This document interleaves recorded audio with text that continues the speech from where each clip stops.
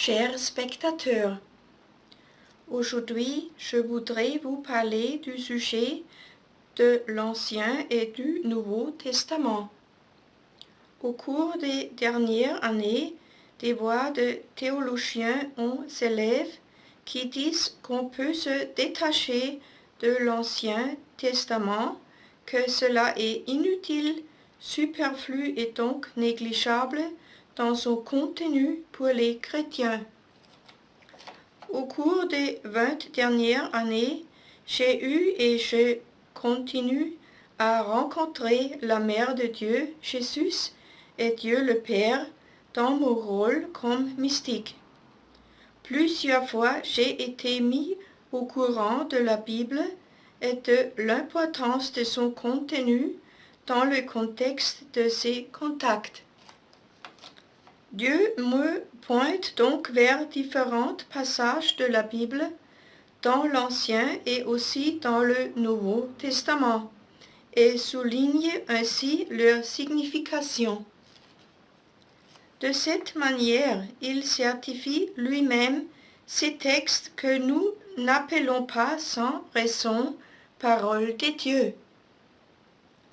Le 12 mai 2012, Jésus m'a dit « L'Écriture s'accomplira ».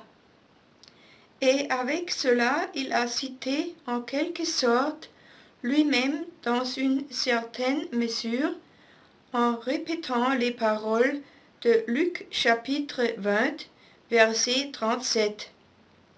Avec cela, il n'avait en vue aucune section concrète, mais l'Écriture sainte dans sa totalité.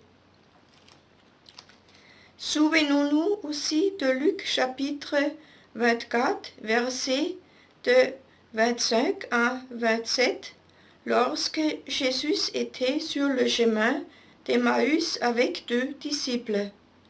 Nous lisons ici. Alors Jésus leur dit, « Ah, hommes sans intelligence, vous êtes bien lents à croire tout ce que les prophètes ont annoncé. Le Christ ne devait-il pas souffrir toutes ces choses avant d'entrer dans sa gloire? Alors, commençant par les livres de Moïse et parcourant tous ceux des prophètes, Jésus leur expliqua ce qui se rapportait à lui dans toutes les Écritures. Le Seigneur est le meilleur savant et connaisseur de la Bible. Beaucoup de contenu dans l'Ancien Testament indique sa venue.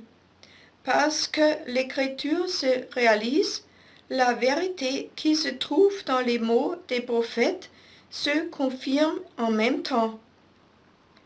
Si nous rejetons l'Ancien Testament ou si nous le remettons en question, non seulement nous agissons stupidement comme celui qui coupe la branche sur laquelle il est assis, mais déshonorons aussi les documents qui sont expressément désignés sous le nom de la Sainte Écriture.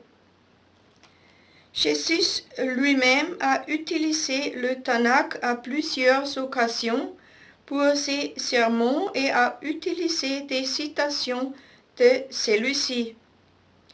Par cette action concrète, il invalide aussi les arguments de ceux qui croient aujourd'hui que l'Ancien Testament se réfère exclusivement à la religion juive et est donc devenu obsolète avec le début de l'utilisation du Nouveau Testament pour les chrétiens.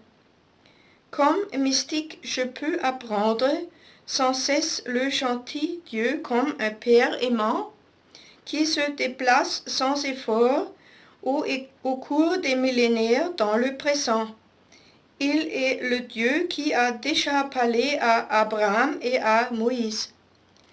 L'Éternel est intemporel, c'est pourquoi nous l'appelons ainsi. Elle ne me semble pas démodée ou déplacée. Dieu est toujours à la pointe du progrès et pas un vieil homme sénile qui n'a aucune idée de notre réalité de la vie moderne. Par conséquent, ne faisons pas l'erreur de remettre sa toute-puissance divine en question.